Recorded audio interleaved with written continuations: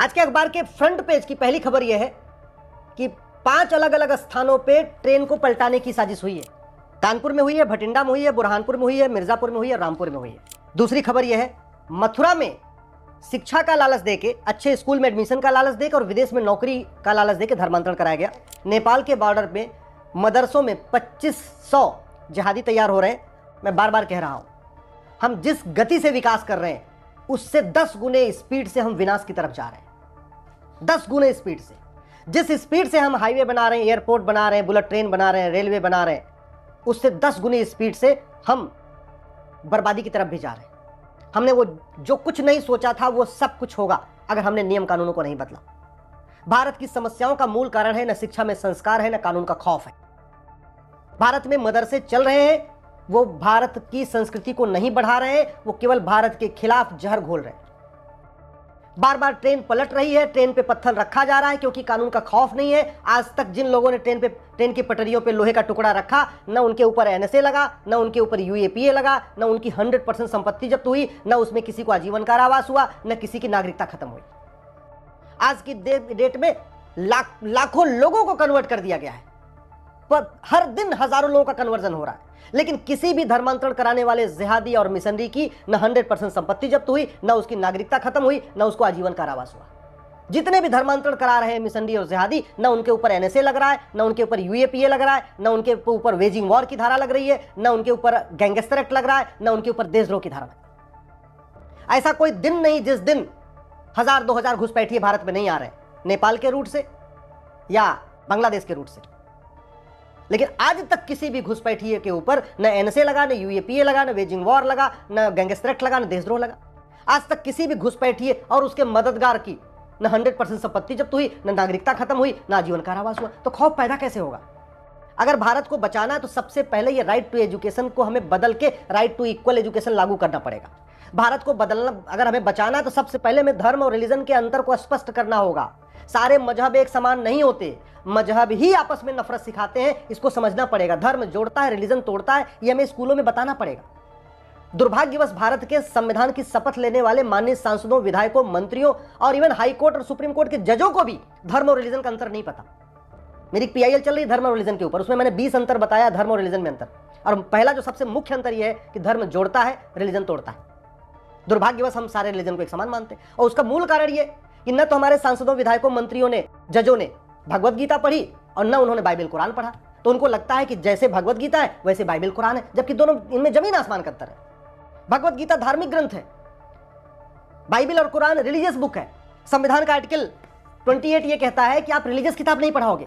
लेकिन चूंकि हमारे माननीय सुप्रीम कोर्ट के जजेस को और हाई कोर्ट के जजेस को धर्म और रिलीजन में अंतर पता नहीं, तो उनको लगता है जैसे बाइबल और कुरान रिलीजियस बुक है ऐसे भगवत गीता भी रिलीजियस बुक है, जबकि भगवत गीता धार्मिक ग्रंथ है, वो यूनिवर्सल है, वो किसी एक पंथ के लिए है ही नहीं, वो सबके लिए है। इसके बावजूद जब भगवत गीता पढ़ाने की बात आएगी तो इनको लगेगा ये तो शिक्षा का भगवाकरण हो रहा है। ये जो नासमझी है, ये जो समझदारी का अभाव है, इसकी वजह से भारत बर्बादी की तरफ जा रहा है। अगर भारत को बचाना है तो 1929 का सीबीएसई बोर्ड खत्म करना पड़ेगा, आईसीएसई बोर्ड खत्म करना पड़ेगा। ये जो 65 एजुकेशन बोर्ड चल रहे हैं इनको खत्म करना पड़ेगा। 10वीं तक 1 nation 1 education board, 1 nation 1 syllabus, 1 nation 1 curriculum लागू करना पड़ेगा। सब अपनी अपनी मातृभाषा में पढ़ें, लेकिन सिलेबस करिकुलम समान होना चाहिए। न मदरसा, न गुरुकुल, न मिशनरी स्कूल, कुछ नहीं, सभी स्कूलों में सिलेबस कॉमन होना चाहिए, करिकुलम कॉमन होना चाहिए। 10वीं तक सब लोग एक समान शिक्षा ले लें, उसके बाद जिसको जो पढ़ना है पढ़े, जिसको भगवत गीता पढ़ना है भगवत गीता पढ़े, जिसको मौलवी बनना है मौलवी बने, जिसको पुजारी बनना है पुजारी बने, जो बनना है। लेकिन 10वीं तक 16 साल तक सबकी शिक्षा समान होनी चाहिए, तब भारत एक भारत श्रेष्ठ भारत बन पाएगा। और दूसरा, जब तक कानून का खौफ नहीं होगा। कानून का खौफ इसलिए नहीं है कि हमने अमेरिका का फेडरल पिनल कोड को कभी देखा ही नहीं और इसको भारत में लागू करने की कोशिश नहीं किया।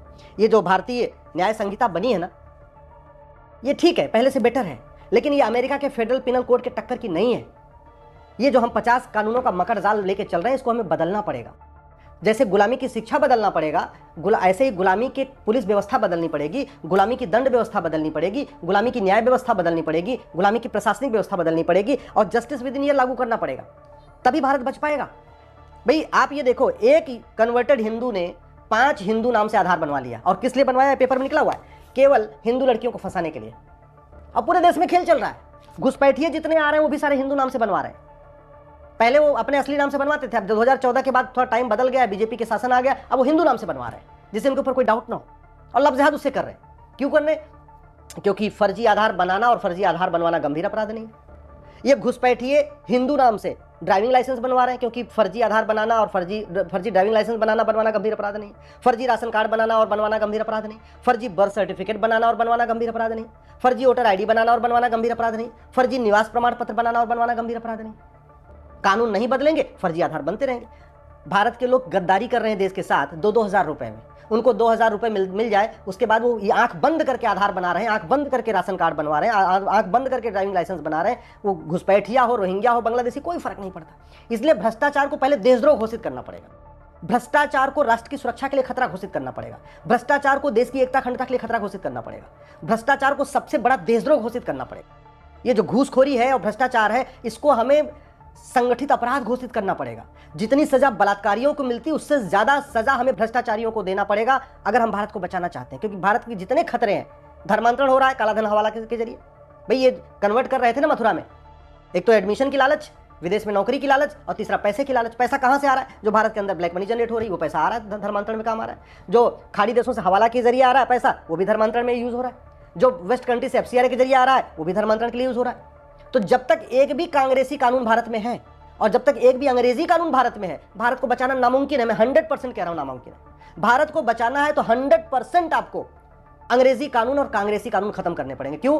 क्योंकि मुगल यहां आए थे इस्लाम को बढ़ाने के लिए, अंग्रेज आए थे क्रिश्चियनिटी को बढ़ाने के लिए, और कांग्रेस ने अपने 50 साल के शासन में मुगलों के भी काम को आगे बढ़ाया, क्रिश्चियनिटी और अंग्रेजों के काम को भी आगे बढ़ाया।